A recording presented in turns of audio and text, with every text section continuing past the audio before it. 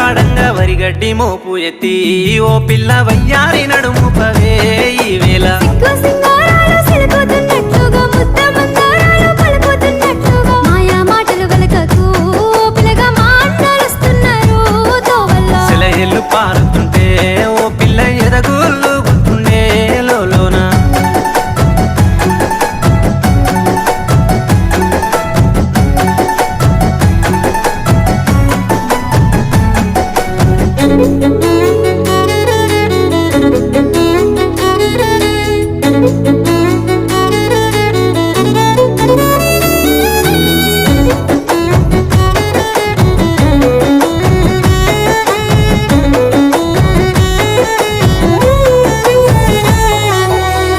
జొన్నల